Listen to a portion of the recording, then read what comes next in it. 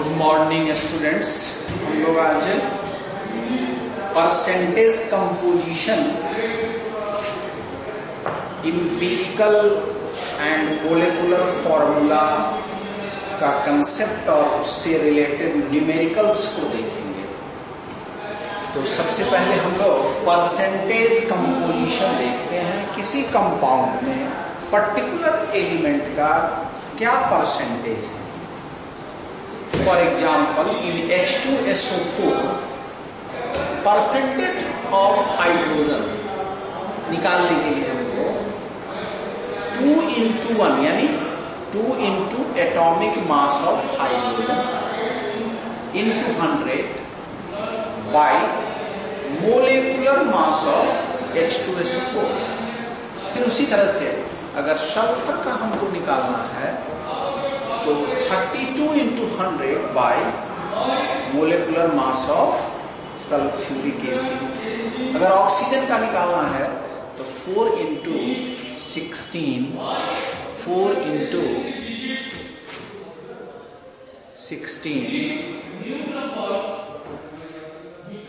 Bye 98 into 100। तो किसी element का अगर कंपाउंड में हम मोलेकुलर मास निकालते हैं तो उस पर्टिकुलर एलिमेंट के मास को 100 से मल्टीप्लाई कर और मोलेकुलर मास ऑफ कंपाउंड से डिवाइड करते हैं। तो ये percentage composition of the element in a compound हुआ। लेकिन ऑर्गेनिक कंपाउंड्स का जब हम निकालते हैं, ऑर्गेनिक कंपाउंड्स में percentage of carbon, hydrogen, oxygen ये निकालते हैं। 3 केसेस हम लोग देखेंगे, percentage of carbon, percentage of hydrogen, percentage of oxygen. तो इस केस में हम लोग देखेंगे किसी ऑर्गेनिक कंपाउंड्स पर्टिकुलर जिसमें कार्बन, हाइड्रोजन एंड ऑक्सीजन है, उसके कंबसन से carbon dioxide and water produce होता है। तो परसेंटेज ऑफ कार्बन अगर निकालना है तो कार्बन डाइऑक्साइड में कार्बन का मास हुआ 12, तो 12 into given mass of carbon dioxide into 100 divided bye 44, मतलब molecular mass of carbon dioxide into mass of compound. अगर परसेंटेज ऑफ हाइड्रोजन निकालना है तो वाटर में हाइड्रोजन का मास है 2, तो 2 into mass of water into 100 bye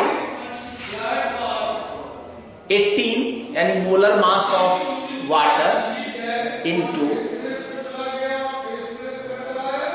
mass of organic compound.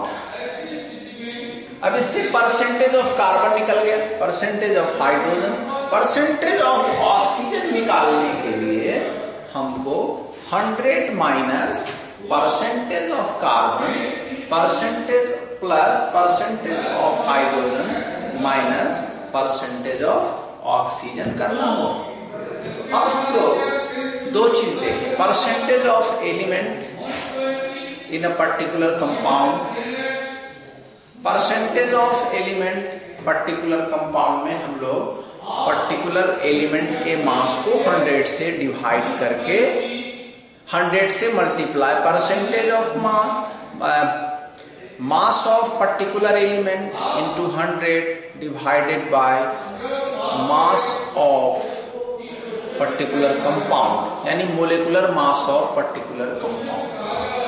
और अगर ऑर्गेनिक कंपाउंड में हमको निकालना है कार्बन, हाइड्रोजन एंड ऑक्सीजन का परसेंटेज, तो हम लोग 12 into mass of carbon dioxide into 100 by 44 into mass of organic compound.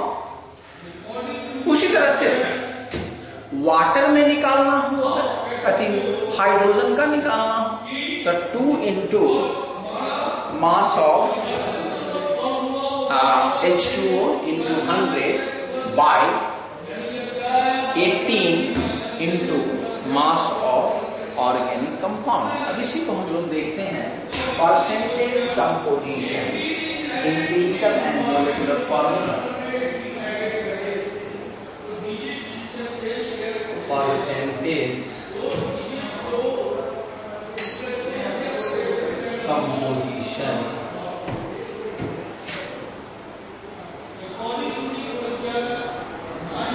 Empirical and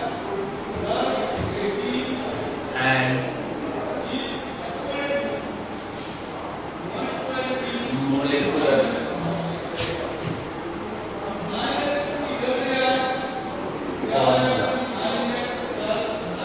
percentage composition, empirical and molecular formula.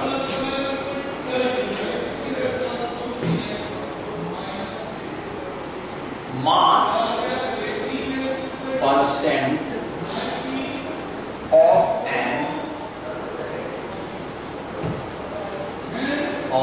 an element or a constituent।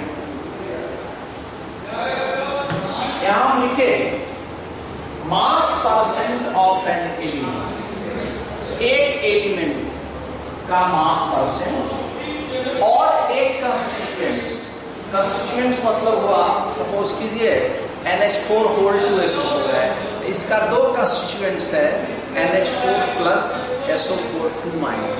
तो NH4 plus का भी हम निकाल सकते हैं परसेंटेज कंपोजिशन और SO4 2 माइनस। और अगर एग्जांपल देखते हैं तो लिखा हुआ है CaSO4 2H2O, तो CaSO4 और 2H2O, तो 2H2O वाटर मॉलिक्यूल का हम परसेंटेज निकालेंगे CaSO4 का परसेंटेज, माने एनहाइड्रस CaSO4 और वाटर मॉलिक्यूल दोनों का अलग अलग परसेंटेज भी हम निकाल सकते हैं। तो mass percent of an element और constituent, number of atoms, number of atoms of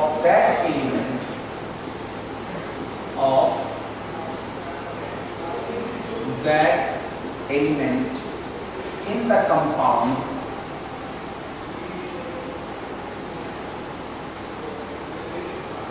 in the compound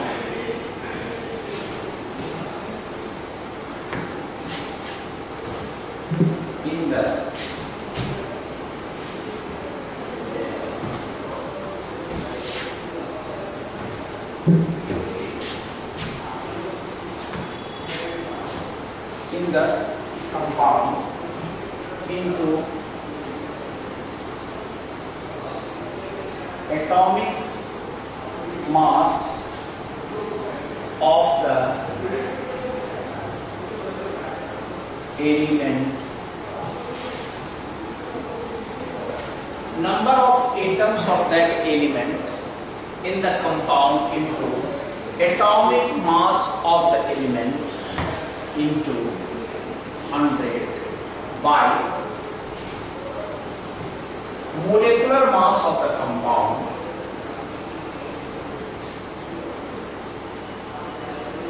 of the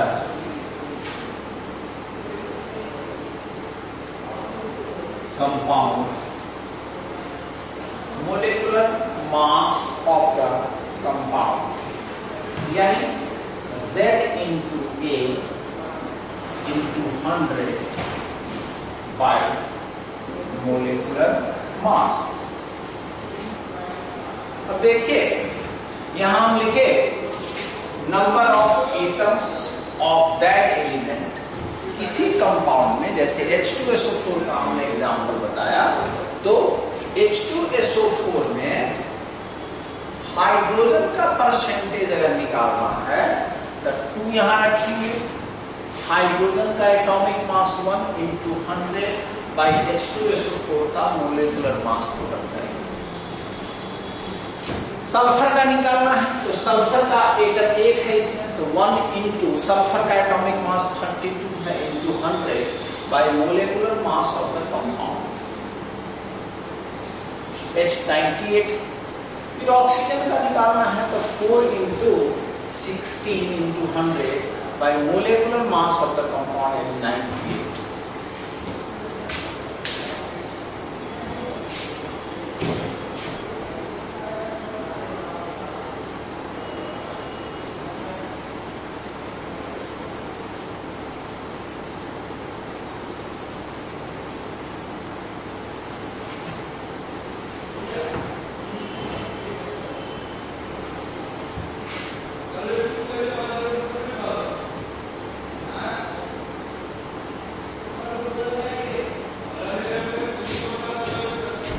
अब हम देखते हैं एक एग्जाम्पल।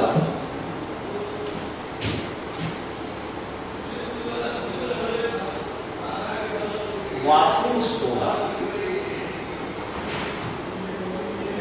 Na2CO3 10H2O, इसका मोलेकुलर मास अगर हम निकालते हैं, इसका molecular mass 2 × 23 plus 12, 3 × 16 plus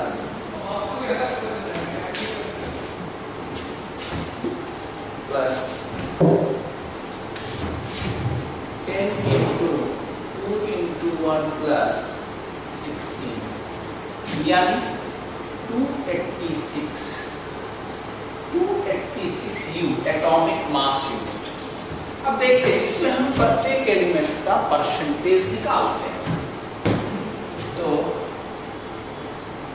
percentage of sodium, percentage of carbon, percentage of hydrogen, percentage of oxygen. 4 element है हमारे पास, sodium, carbon, oxygen and hydrogen. हम लोग जो फॉर्मूला लिखे हैं उसमें number of atoms into atomic mass of that atom, that element into 100 by molecular mass. तो सोडियम एटम की संख्या यहां पर है 2 × 23। सोडियम एटम की संख्या 2, उसका मास 23 × 100 बाय 286। कार्बन एटम की संख्या है 1, तो 1 × 12 × 100 बाय 286।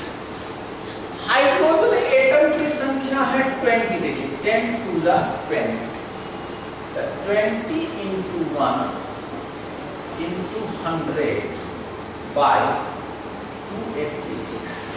ऑक्सीजन की संख्या है 3 and 10, 30 × 16 × 100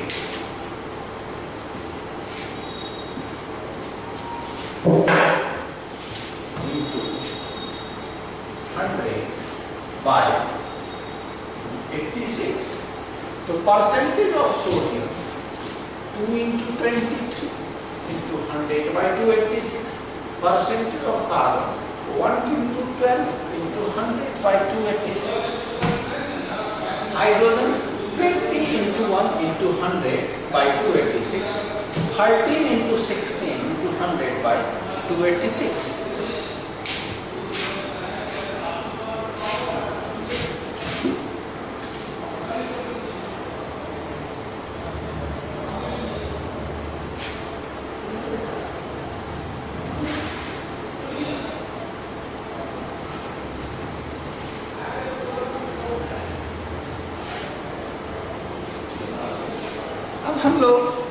देखते हैं carbon percentage of calculation of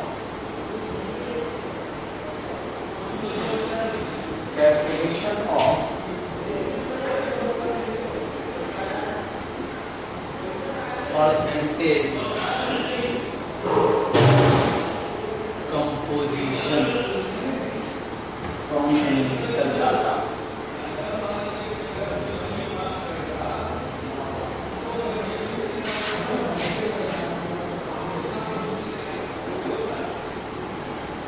खास करके ऑर्गेनिक कंपाउंड्स के केस में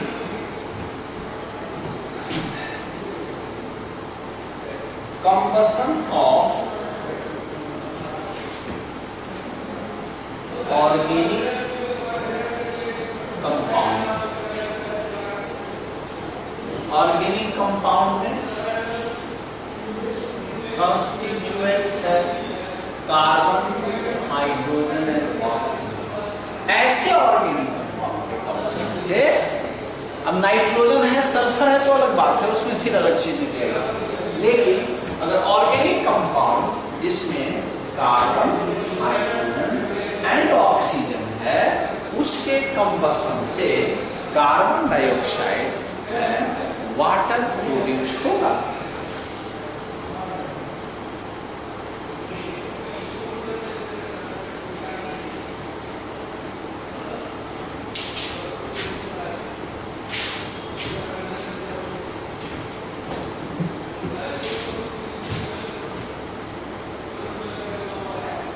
Organic compound plus air, carbon dioxide plus water plus heat। Organic compound का कंबशन होगा, कार्बन डाइऑक्साइड, वाटर और हीट का प्रोडक्शन। अब परसेंटेज ऑफ कार्बन हम निकालते हैं, percentage of carbon 12/44।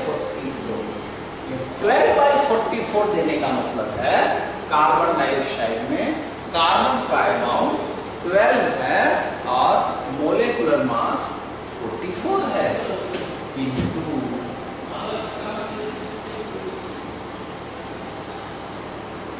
Mass of CO2 into 100,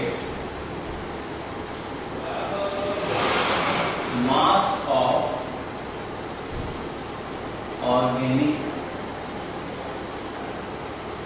compound, mass of organic compound 12/44 into mass of carbon dioxide into 100 by mass of organic compound।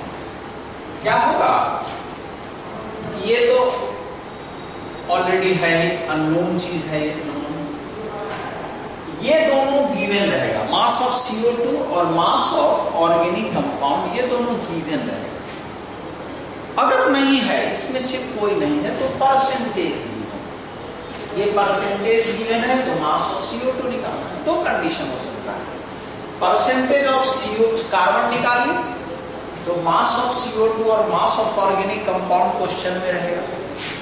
अगर mass of CO2 नहीं है तो percentage of carbon है, तो percentage of carbon given है, मास of organic compound given है, तो mass of CO2 निकालना है। इस तीन वेरिएबल्स में से ये तो ऑलवेज गिवन रहेगा, मास ऑफ ऑर्गेनिक कंपाउंड गिवन रहेगा। इस दो वेरिएबल में से परसेंटेज ऑफ कार्बन और मास ऑफ CO2 में से कोई एक गिवन होगा, जिससे हम लोग एक गिवन रहेगा, दूसरे से उसको कैलकुलेट कर सकते हैं।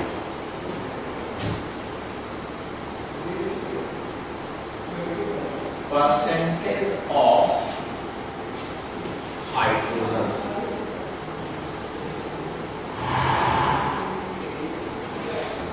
2 into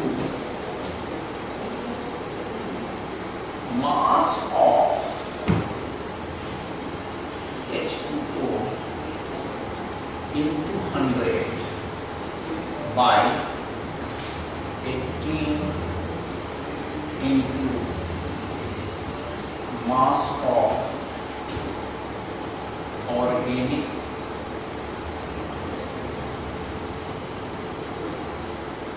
कंपाउंड। ऑर्गेनिक कंपाउंड, यहां भी वही चीज है कि परसेंटेज ऑफ हाइड्रोजन इस दोनों वेरिएबल्स में से, मास ऑफ हाइड्रोजन या मास ऑफ H2O में से, दोनों में से कोई एक वेरिएबल दिया हुआ रहेगा, एक वेरिएबल नहीं रहेगा। तो इस दोनों में से कोई एक गिवन रहेगा। परसेंटेज ऑफ हाइड्रोजन निकालना है तो मास ऑफ H2O दिया रहेगा, मास ऑफ H2O निकालना है तो परसेंटेज ऑफ हाइड्रोजन गिवन होगा।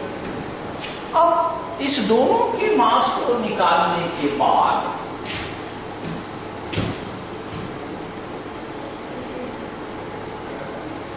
दोनों के मास को निकालने के बाद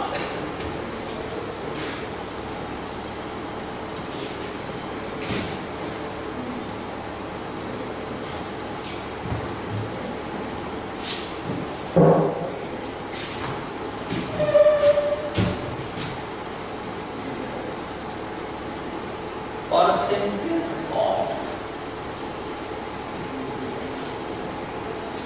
ऑक्सीजन निकालने के लिए 100 minus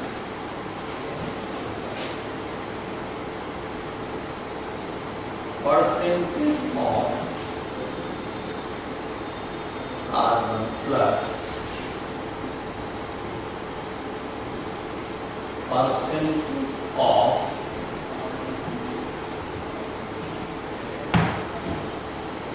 hydrogen. Percentage of oxygen, percentage of carbon, percentage of hydrogen निकालने के बाद उसमें से 100 में से percentage of carbon and percentage of hydrogen के सम को माइनस कर देते हैं।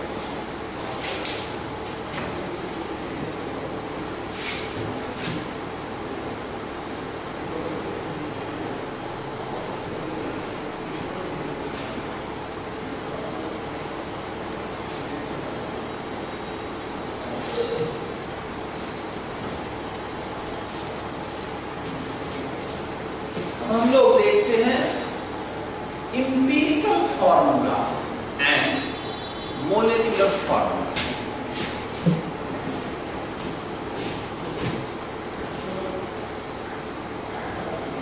Empirical formula and molecular formula. Empirical simplest formula जिसमें सिंपलेस्ट रेशियो ऑफ एटम्स दिया हुआ रहता है। फॉर एग्जाम्पल, अच्छा, molecular formula exact number of atom, actual number of atoms रहता है। जैसे C6H12O6 ग्लूकोज का मोलेकुलर फॉर्मूला है, C6H12O6, 6 atom carbon, 12 atom hydrogen, 6 atom oxygen. लेकिन अगर लिखते हैं CH2O, 6:12:6, सिंपलेस्ट रेशियो क्या होगा इसका? 1:2:1। मतलब CH2O ग्लूकोज का सिंपलेस्ट फॉर्मूला हुआ, जो कि इंपीरिकल फॉर्मूला कहलाया। जरूरी नहीं है कि सब कंपाउंड का empirical formula, molecular formula different ही हो। H2SO4 इसमें सिंपलेस्ट रेशियो है, एग्जैक्ट नंबर भी है, तो मोलेकुलर फॉर्मूला और इंपीरिकल फॉर्मूला H2SO4 का दोनों सेम है। अगर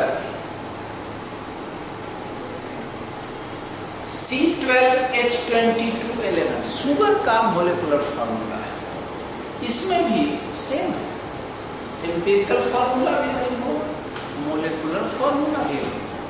तो सबसे पहले हम लोग एम्पिरिकल फॉर्मूला और मोलेकुलर फॉर्मूला के डिफिनीशंस को देखते हैं।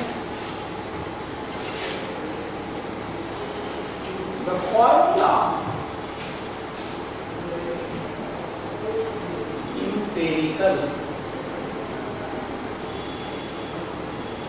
formula, the formula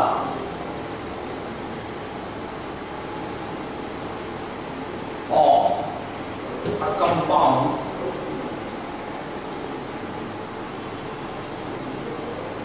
which the formula of a compound which expresses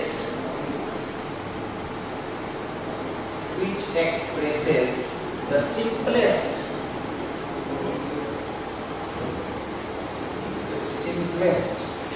whole number ratio of various atoms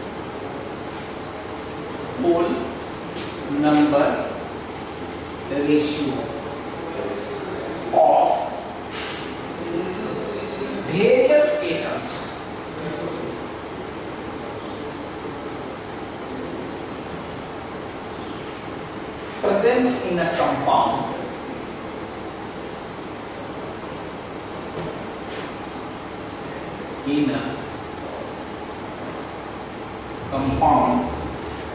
is called its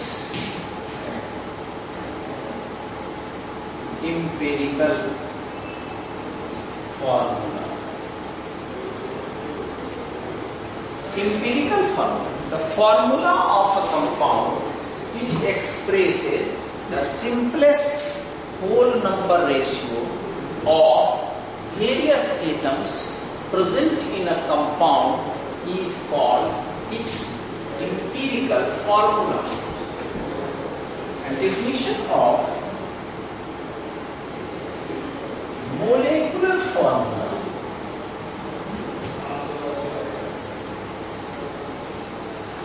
Molecular formula. The formula of a compound. Formula of a compound. Formula of a compound which expresses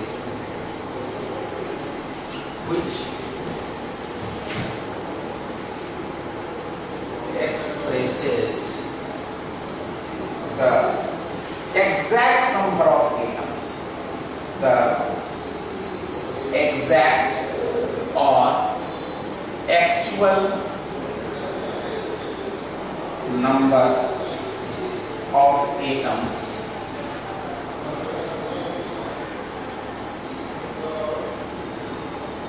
present in a molecule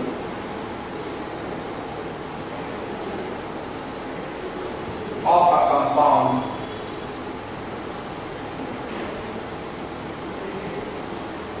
is known as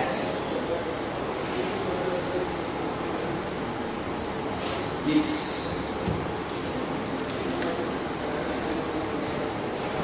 molecular formula.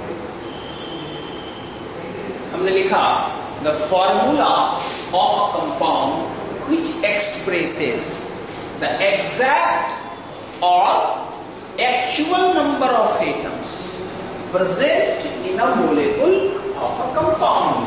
यहां हम देख रहे हैं simplest whole number ratio और यहां देख रहे हैं atoms exact or actual number of atoms, exact or actual number of atoms. अब इसका कुछ एग्जांपल्स हम देखते हैं.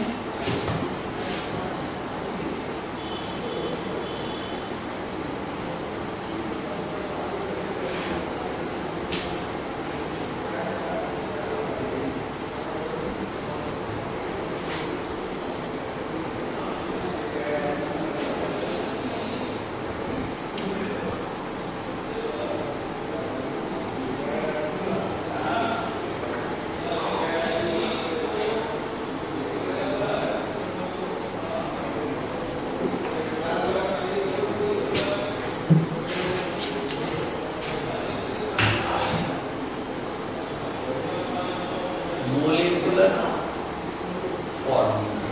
कंपाउंड्स का नाम पहले लिखते हैं।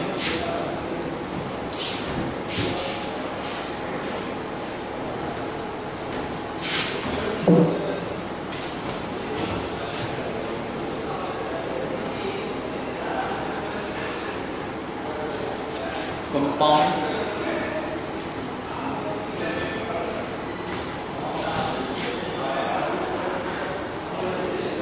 Molecular formula, empirical formula.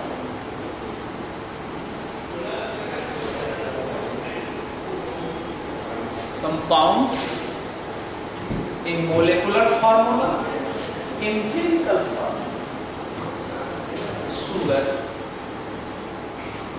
C12H22O11, इसका सिंपलेस्ट रेशियो वही होगा, लेकिन अब देखिए glucose C6H12O6,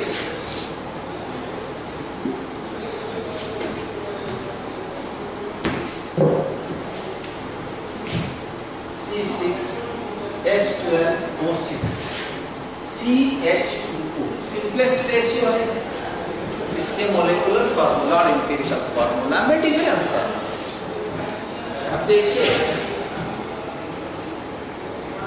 benzene C6H6 1:CH। देखिए एक सिंपलेस्ट एम्पिरिकल फॉर्मूला दो कंपाउंड का सेम भी हो सकता है, जैसे एसिटिलीन C2H2CH। बेंजीन का भी एम्पिरिकल फॉर्मूला और एसिटिलीन का भी एम्पिरिकल फॉर्मूला दोनों आइडेंटिकल है, लेकिन इस दोनों का मोलेकुलर फॉर्मूला डिफरेंट है। अब देखिए